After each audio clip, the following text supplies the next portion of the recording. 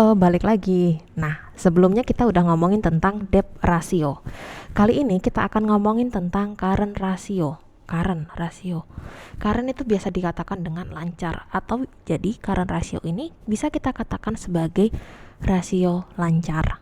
Nah, apa sih ini current ratio? Nah, rasio ini merupakan rasio yang kalian gunakan untuk mengukur kira-kira kemampuan perusahaan memenuhi kewajiban jangka pendeknya. Atau simpelnya gini, ketika perusahaan punya hutang, kita balik lagi masih ngomongin hutang nih. Tapi hutangnya di sini yang dilihat adalah hutang jangka pendek. Di mana hutang jangka pendek ini harus dibayarkan kurang dari 1 tahun, periodenya kurang dari 1 tahun. Jadi current ratio ini mau melihat kira-kira perusahaan bayar hutang jangka pendeknya gimana sih? Apakah mereka kesulitan atau tidak? Karena kalau misalnya kesulitan berarti kan akan mempengaruhi yang lainnya juga. Nah, untuk current ratio ini bisa kalian dapatkan dari cara aset lancar dibagi dengan liabilitas lancar. Kalau tadi di debt ratio kita total liabilitas sama total aset, kali ini kita hanya menggunakan yang lancar-lancar aja. Jadi ada aset lancar yang kalau misalnya kalian masih ingat, aset lancar itu ada 3. Ada kas, ada persediaan, ada piutang. Sedangkan liabilitas lancar itu adalah seluruh hutang yang penggunaannya atau yang periodenya kurang dari 1 tahun. Jadi hutang jangka pendek atau hutang bank yang misalnya hutang banknya itu memang kurang dari 1 tahun, itu masuk ke liabilitas lancar. Nah, berbeda dengan debt ratio, kalau debt ratio tadi itu kan bentukannya persentase, ini lebih ke desimal bentuknya. Oke, kita ambil contohnya di sini. Saya ada contoh lagi. Jadi sebuah perusahaan memiliki aset lancar sebanyak 160 juta. Kalau tadi kita ada aset lancar sebanyak 500 juta. Jadi di sini kita fokusnya di aset lancarnya saja, kas, persediaan, dan piutang, di mana dijumlahkan adalah 160 juta. Dan memiliki liabilitas lancar sebanyak 190 juta atau sebanyak di sini adalah hutang jangka pendeknya sebanyak 190 juta. Kira-kira berapa current rasionya?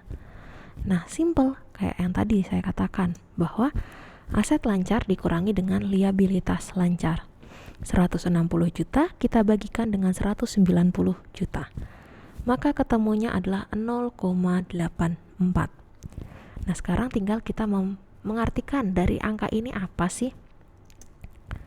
Nah, sekali lagi sebelum kita ngomong ke angkanya yang 0,84, harus diingat current ratio adalah kemampuan membayar liabilitas lancar dengan menggunakan aset lancar. Jadi kira-kira hutang jangka pendekmu itu atau hutang lancarmu itu, liabilitas lancarmu dibayarkan dengan aset yang kamu punya, aset lancarmu itu gimana sih? Nah, di sini nilainya adalah 0,84. Artinya, satu, perusahaan tidak memiliki cukup aset lancar untuk membayar liabilitas lancar. Kenapa? Di sini digambarkan bahwa aset lancar kita lebih sedikit daripada hutang lancar kita atau liabilitas lancar kita. Jadi, kasarnya gini, ketika kalian pakai semua aset lancar kalian untuk bayar hutang, itu masih ada tanggungan hutang yang harus dibayarkan. Karena aset lancar kalian itu nilainya di bawah 1. Nah, kalau misalnya masih di bawah nilai 1, artinya perusahaan harus cari dana karena aset lancar mereka tidak bisa menutupi liabilitas lancar. Perusahaan bisa dikatakan baik, sebenarnya ada beberapa ini. Cuman bisa dikatakan baik kalau misalnya rasionya adalah 1:1. Artinya aset lancar mereka bisa menutupi liabilitas lancar mereka. Nah, kalau misalnya nilainya di atas 2, otomatis perusahaan itu dalam keadaan bagus, masih aman karena aset lancar mereka bisa menutupi liabilitasnya. Biasanya kalau kita berbicara tentang current ratio, nilainya itu kisaran 1-3 yang bagus. Cuman kalau misalnya nilainya, current rasionya nilainya adalah 10, artinya aset lancar kita sangat banyak dibandingkan dengan liabilitas. Berarti itu bagus dong? Enggak. Justru kalau misalnya nilainya terlalu tinggi, bisa dikatakan bahwa perusahaan itu sangat jelek dalam mengelola aset lancarnya. memang bisa menutupi hutangnya, tapi dalam pengelolaan asetnya itu sangat-sangat jelek. Karena ketika kita mempunyai aset lancar terlalu banyak, itu sebenarnya asetnya itu bisa kita pindahkan ke aset yang lain, bisa kita gunakan untuk yang lain.